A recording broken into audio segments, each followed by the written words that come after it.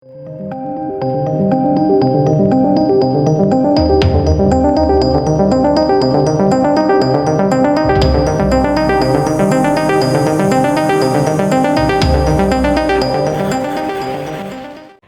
panjang ditiupkan. Di papan skor, hasil akhir memaktubkan kenyataan yang pahit.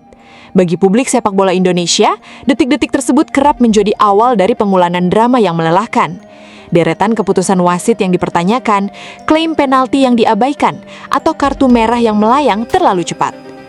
Namun, di panggung AFF 2026, babak pasca pertandingan tidak lagi sekadar berisi aksi protes suportif di lini masa.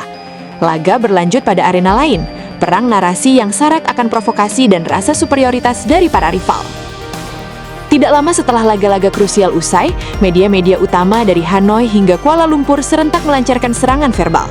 Soha, Viet Express, Berita Harian, hingga Stadium Astro menuliskan ulasan dengan nada yang hampir serupa. Menuding bahwa Indonesia adalah bangsa yang tidak pernah mau menerima kekalahan. Menurut mereka, tuduhan bahwa wasit curang hanyalah jubah penutup untuk menyembunyikan kelemahan teknis, mentalitas yang rapuh, dan kegagalan taktis Garuda di atas rumput hijau. Tudingan ini tentu menyengat dada jutaan pecinta sepak bola tanah air. Di satu sisi, ada rasa ketidakadilan yang membakar akibat keputusan pengadil lapangan yang nyata-nyata merugikan. Namun di sisi lain, nada kesombongan yang ditunjukkan oleh Vietnam dan Malaysia memaksa publik untuk membedah situasi ini secara lebih dalam. Apakah tuduhan mereka murni provokasi rivalitas, ataukah ada cermin pahit yang sengaja disodorkan untuk menguji kedewasaan sepak bola nasional? Piala AFF 2026 kembali membuktikan bahwa rivalitas segitiga antara Indonesia, Vietnam, dan Malaysia adalah epicentrum emosi sepak bola Asia Tenggara.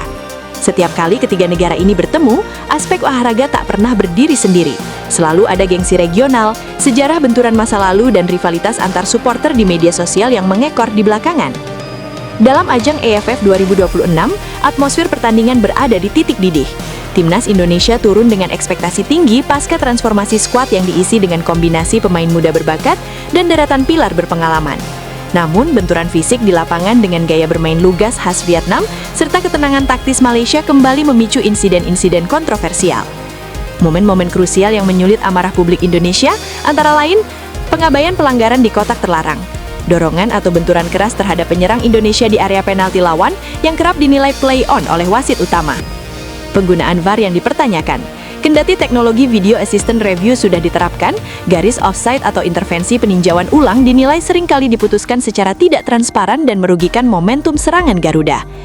Manajemen kartu yang ganjil, ketidakseimbangan keputusan pengadil dalam melayangkan kartu untuk pelanggaran taktis atau tactical fouls yang berperagakan oleh para pemain lawan. Saat peluit akhir dibunyikan dan Indonesia harus merelakan poin berharga, gelombang kekecewaan pecah. Konferensi pers pasca match dipenuhi sindiran halus atas kinerja wasit, sementara jagat digital dibanjiri rekaman ulang insiden-insiden yang dianggap cacat hukum. Melihat gelombang protes yang membubung dari pihak Indonesia, media massa dan publik Vietnam serta Malaysia tidak tinggal diam. Mereka merespon bukan dengan empati atau rasa hormat, melainkan dengan serangan balik yang tajam dan menohok. Pengamat sepak bola dari kedua negara tetangga menyuarakan nada narasi yang selaras, menuding Indonesia mengidap sindrom victimhood, selalu merasa menjadi korban. Indonesia selalu memiliki cerita yang sama ketika gagal meraih kemenangan. Wasit tidak adil, VAR rusak, atau lawan bermain kotor. Ini adalah mekanisme pertahanan diri yang nyaman. Selama supporter dan media mereka sibuk menyalahkan pengadil, mereka tidak perlu bersusah payah mengakui bahwa taktik mereka telah terbaca dan penyelesaian akhir mereka tumpul. Ulasan pengamat olahraga regional dalam kolom analisis AFF 2026. Ada 3 poin-poin yang dilemparkan oleh Vietnam dan Malaysia untuk menyudutkan posisi Indonesia. Rapuhnya disiplin emosional, pemain Indonesia dinilai sangat mudah kehilangan fokus begitu keputusan wasit tidak memihak.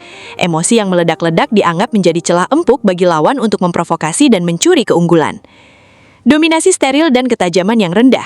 Dalam data statistik, Indonesia mungkin memegang possession atau jumlah tembakan yang tinggi, namun konversi golnya sangat minim. Mengkambing hitamkan wasit dinilai menutup fakta bahwa efisiensi serangan Indonesia memang kalah jauh dibanding efektivitas lawan. Ketidakmampuan merespon taktik lawan.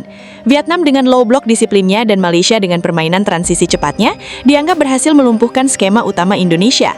Namun publik Indonesia disebut lebih suka mendiskusikan keputusan babak kedua daripada kegagalan pelatih meracik plan B. Untuk menilai apakah sindiran media tetangga murni kesombongan atau memiliki bobot kebenaran, pertandingan harus dipilah secara objektif melalui analisis taktis. Problem transisi dan ruang kosong.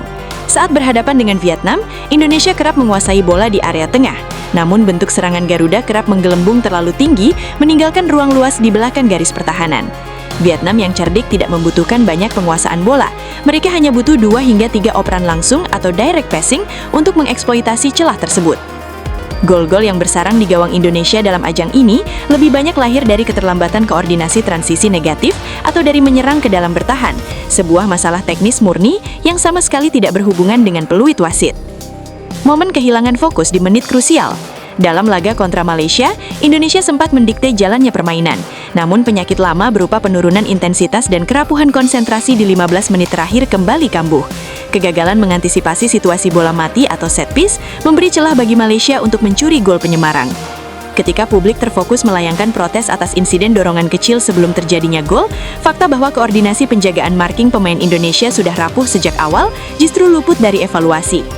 Perbedaan mendasar dalam memandang hasil pertandingan di AFF 2026 dapat dipetakan dalam kerangka berikut ini.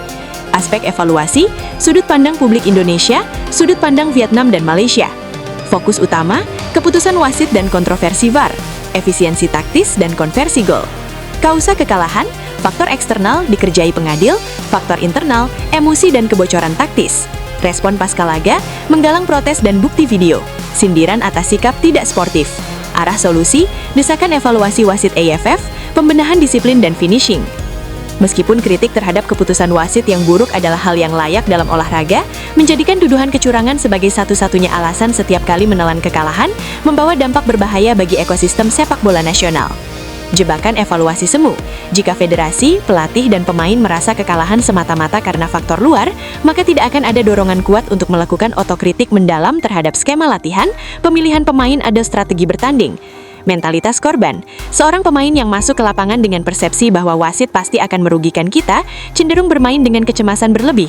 Begitu ada satu keputusan yang kontroversial, mental bertanding mereka runtuh lebih cepat. Kehilangan posisi tawar di tingkat regional. Terus-menerus melemparkan tuduhan tanpa disertai bukti teknis dan jalur diplomasi yang elegan, hanya akan membuat argumen Indonesia dipandang sebelah mata oleh otoritas sepak bola ASEAN maupun Asia. Cara terbaik untuk meruntuhkan tuduhan dan kesombongan media Vietnam dan Malaysia bukan dengan membalas cemoohan di media sosial.